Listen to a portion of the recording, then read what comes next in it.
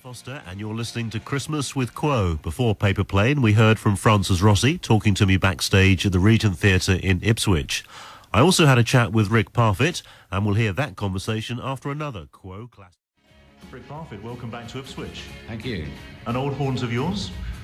Well, yeah, I've been coming here for many years, on and off. I know back in the 1970s, this part of the world was dear to your heart because it was one of the main venues, wasn't it? The Gaumont Theatre, as it was then. Yeah, it's the Odeon now. Well, certainly next door, isn't it? Yeah. It's a nice venue, though. It reminds me of the Hammy Odeon. Well, it is much the same, isn't it? And they are good, generally good venues. You know, there's always a good atmosphere, and it's a good, solid outlook from the stage. You know, there's no messing about and no boxes on the side or anything like that. It's just, you know, it's just the ground floor and the first tier, and it looks solid. And it's nice and wide. It should be good. And you can often see the balcony swaying, can't you? Well, yeah, I've got a picture at home, actually, of a gig that was taken from behind the drum kit of a balcony in Glasgow. And it was taken on long exposure. And I think the balcony's probably moving about 3 feet. Can you imagine being up there? It's Quo audience, isn't it? They do enjoy themselves. You've certainly got an army of fans, it's fair to say that. Yeah, throughout the world. I mean, we've got a few million fans who like us, and we like them, and you know, you get all these people knocking us over the years, and the whole myth about the 3 chords, which is quite funny, really, because somebody's got to play them, and if we don't, somebody else would, you know. So, but yeah, I mean, you know, well, they're very loyal to us, and we're very loyal to them, and we all enjoy one another. Because the 3-chord issue came up again only a few weeks ago when... It would, wouldn't it? Yeah, when you had problems. Yeah, he couldn't even play 1 chord, let alone 3, I think was one of the headlines. Yeah. I mean, anybody who actually believes that needs testing, really. But, I mean, you know, it's something that people kind of have tagged to us over the years, and that's fair enough, you know. At least it's a tag, it's an identifiable thing, you know, and anything identifiable these days is better than not, let's say, because... I mean, you know, the boy bands or whatever, I'm not knocking them, but I mean, it does all sound the same these days, doesn't it? And that's what people have levelled at us over the years, you know. I couldn't tell you a blues single from a Boy's Own single. I mean, I haven't got a clue. And same sort of thing with Steps and people like that, you know. I don't know anything about all that. It's not my bag, man. But, you know, people have said about us over the years that we sound the same. I mean, so what's changed, you know? There's still a huge audience out there for it, so it can't be knocked in that respect, can it? Well, it's rock and roll, isn't it? And I mean, you know, the audience is anything from 8 to 80 across the world. And, you know, they get in there and everybody just lets go and has a thoroughly good time. So that's all we want, that's all we need, you know, to get that kind of feedback, that kind of vibe from the audience. We're happy. Well, let's get it from the horse's mouth, Rick, if you'll pardon the expression. How is the hand? Well, the hand's fine. It was primarily the elbow, my left elbow, which they diagnosed at a football club where I went for some therapy. Won't mention any names at this point, in a different city. And they said it's an RSI, you know, but I then had it further checked by a specialist, and in fact, it's arthritis in my left elbow. So me having a pathological fear of needles, well, I wasn't too thrilled when the guy said to me, like, we'll have to whack a painkiller in there, then I want to drain some fluid off, and then I want to give you a cortisone injection. So I had 3 needles in my elbow, which I wasn't very pleased about. I nearly blacked out, actually, because I'm not really much of a man when it comes to needles, I'm afraid. And but it seems to have done the job. I can't straighten my arm, but at least I can bend it, and that's all I need to do to play the guitar. 3 chords anyway. So hopefully it wasn't connected with your health problems a few years ago. No, nothing like that. I mean, that's a completely different feeling. You know, I realised that something very serious was wrong. I mean, it was a kind of an angina thing, and that is a very, very different pain. That's a life-threatening pain. This is just a pain in the arm, as they say. And a pain elsewhere as well. Yeah, it was a pain in the arse, the fact that we had to cancel 3 gigs, but there you go, it had to be done. I had to rest it for a few days, and it's all right now. And of course the cynics were saying, oh yeah, another status quo publicity stunt. No, not at all. I mean, I would have done that gig, could I have done it, but I mean, I was getting lightning blue pains shooting through my elbow, and it was agony, so I really couldn't have done it. Let's have a listen to one of Quo's biggest hit singles, and one that you co-wrote, Whatever You Want. Love it, yeah. Wrote it at my house many years ago, and Andy Bound and myself sat there, got thoroughly drunk, and ended up with Whatever You Want. And it became the theme to a BBC TV programme. It did, and an advert for, what was it, Argos, isn't it? Yeah. So not a bad little earner for you. Not a bad little earner. You're listening to Christmas with Quo on this Christmas evening. I'm with Rick Parfitt at the moment, backstage at the Regent Theatre in Ipswich. We've just heard Whatever You Want, one of Rick's numbers, and one of many you've written over the years. But would that be fair to say you're most successful?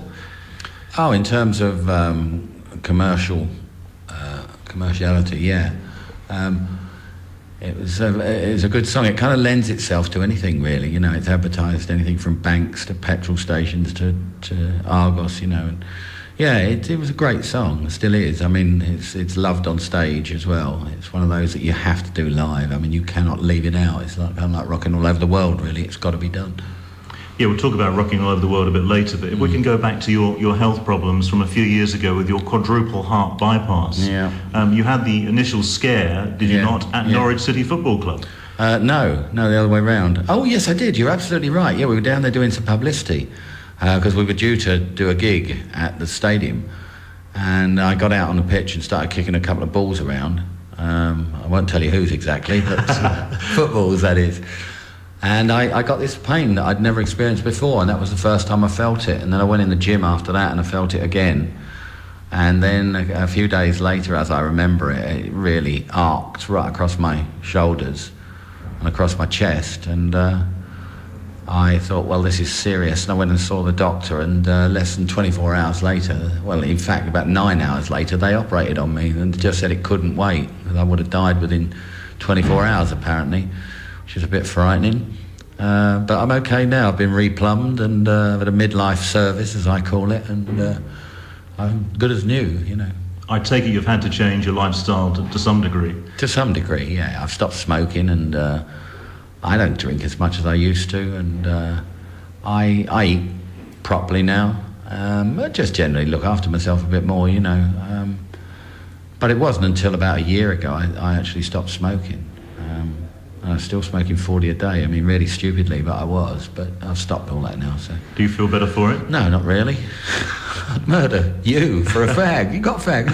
No, I'm only joking. I've got completely over the craving now. It takes about a couple of months, you know, and you're sort of through it. Whether you actually ever could turn around and say, well, I don't actually fancy a cigarette, I don't know, you know, because there's always that kind of thing where, you know, I do sort of fancy one, but I'm okay. It doesn't bother me, you know. The problems you had with your heart, were they put down to your sort of previous lifestyle? All the sex and drugs and rock and roll? Well, I suppose one would, assume that was the cause of it. But I mean, you know, I've spoken to other people when I was in fact in hospital, and they'd never smoked and they didn't drink and stuff like that, but they still had the same. So I think it's a thing that everybody should watch out for, because, you know, whether you do live a hectic lifestyle, stressful or whatever, or whether you smoke or whether you drink or whether you don't, I think anybody at any time can get angina and the furring up of the arteries, and in fact causing a heart attack. And it can happen to anybody, which I have found out to be true. So you just got to watch yourself, really, or not. You know, most people don't really. You just go through life, and you either get through it or you don't. You know, there's so many obstacles out there, aren't there? I mean, I've made 53 years now, and I'm really lucky.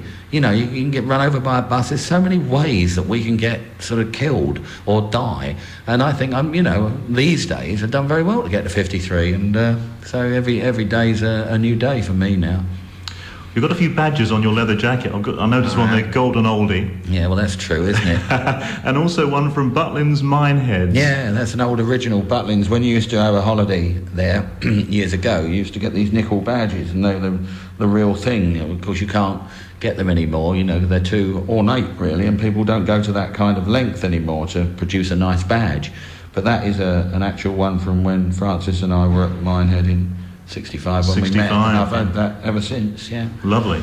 Yeah. And that particular venue means a lot to you both, because you went back for your anniversary tour, didn't you? Yeah, went back, 25th anniversary I think it was. We went back, chartered a train, put everybody on there, got everybody drunk, gave them all a party bag when we got there, played a bit of a gig, and continued to get completely wrecked for the evening. It was great fun, especially with Tarrant around. I mean, it was pretty mad. I bet it was, yeah. It hasn't done so badly, has it?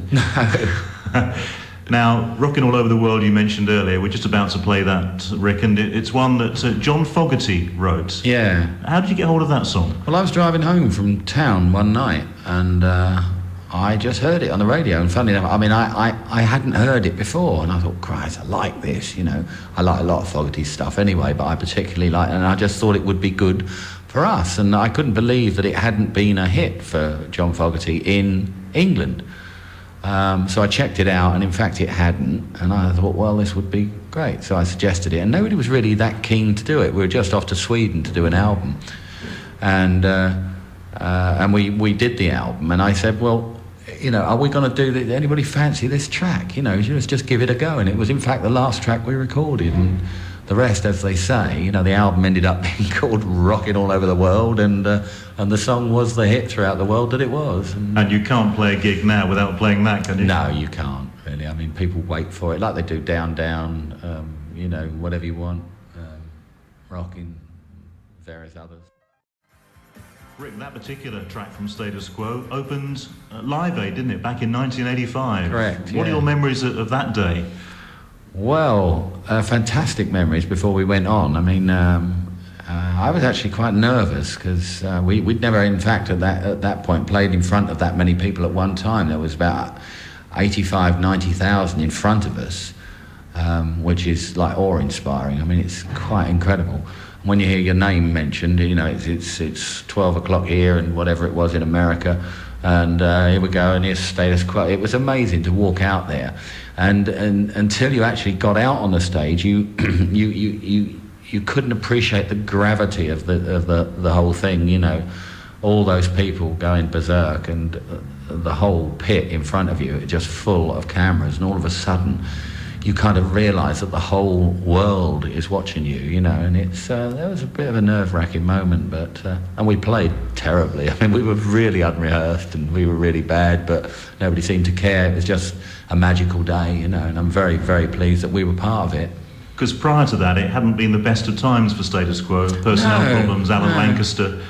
Well, we'd kind of sort of given up. You know, Alan had gone back to Australia. He lived there, and it was a last-ditch thing. I mean, we said to Bob, you know, Alan's in Australia, and we're not rehearsed. He said, well, we don't give a how, you know, good you are. Just do it for me. So we put the band together and literally had a day's rehearsal, I think, and just kind of strung it together, and that's why we weren't very good. Well, we didn't think, but I don't think many people noticed. You know, it was just great to be part of it. I would have kicked myself now had we not done it.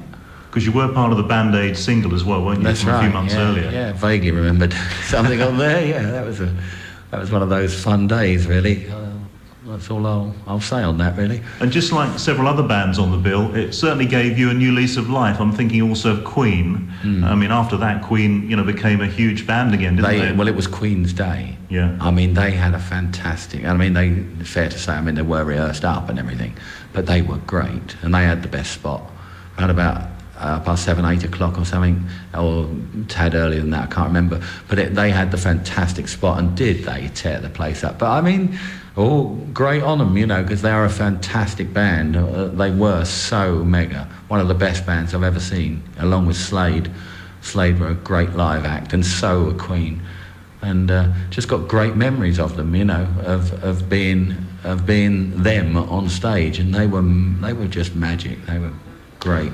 Well, Rick, thanks for sharing your memories with us. Yeah, pleasure. Have a great Christmas. Thank you, and you. How do you normally spend Christmas? At home with the family? I normally do, but this year I'm flying off to Australia. I'm going to go and lay on a beach. Oh, how awful. Yeah. I feel for you. Oh, thanks. Nice to see you again. Thank you very much.